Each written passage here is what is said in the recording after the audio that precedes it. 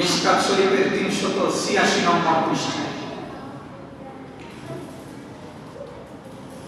তাহলে এখান থেকে আর এর চাইতে বেশি স্পষ্ট আর দরকার আছে। একদম হারাম আল্লাহ, আল্লাহ তাআলা নিষেধ করেছেন, হারাম করে দিয়েছেন আল খামরা ওয়াল মাইসারা ওয়াল কুবাত, মদ, জুয়া এবং ঢোল, তবলা, বাদ্য যন্ত্র ইত্যাদি। তাহলে বাদ্য দিয়া, তবলা দিয়া একটা গান শিখে না, সারেগামা, এটা শেখা যাবে, এটা শেখানো যাবে বাচ্চাদের। মুসলমানের বাচ্চা এই সারেগামা শিখতে পারে,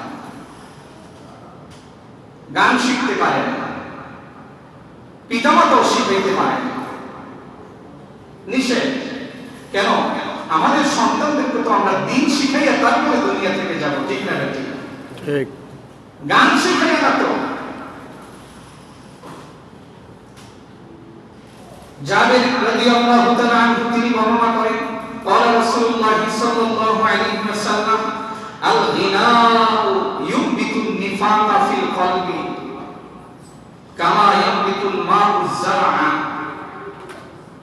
গান বাদ্য, গান বাজনা করা, এইগুলো কলবের ভিতরে নেফাক, মুনাফিকি সৃষ্টি করে, নেফাক সৃষ্টি করে, অন্তরকে ধূলিময় করে দেয়। দিন আর ভালো লাগবে না, দিনের ভিতরে মরিচা পড়ে যাবে। শুধু বদ কাজ করলেই দিলের ভিতরে শান্তি লাগবে, নেক কাজে আসতে গেলে দিলের ভিতরে পেরেশানি এবং বিভিন্ন অজুহাত এবং ব্যস্ততা দেখা দিবে। শুধু গুনাহের কাজ করলেই তার দিল শান্তি পাবে, নেক কাজ করার দিকে বিন্দু পরিমাণ আগ্রহ হবে না, নিফাকি সৃষ্টি হবে। ইউনবিতুন নিফাকা ফিল কলবি, কলবের ভিতরে নিফাক সৃষ্টি হয়ে যাবে।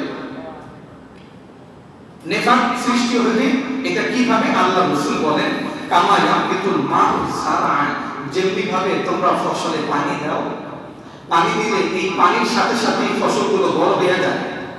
এখন দিলাম 2 মিনিটের ভিতরে বড়, এমন নাকি? নাকি পানি দিলাম এটা সতেজ হয়ে আস্তে আস্তে সেটার ভিতরে কি হয়? একটা পুষ্টি, মাটির গুণাগুণ ঢুকে তারপরে এটা সুন্দর সবুজ শ্যামল এবং স্বাস্থ্য সুন্দর হয়, ঠিক না? ঠিক। আল্লাহর হাবিব বলেন, কামা ইয়ানবিতুল মাউ যারআ, যেমনি ভাবে তোমরা তোমাদের শস্য ক্ষেতের ভিতরে পানি দিলে তারপরে সেটা ফসল সুন্দর হয়, ঠিক তেমনি ভাবে গান শুনতে শুনতে কলবের ভিতরে তোমাদের মরিচা পড়ে নেফাক সৃষ্টি হয়, মুনাফিকি হয়ে যায়।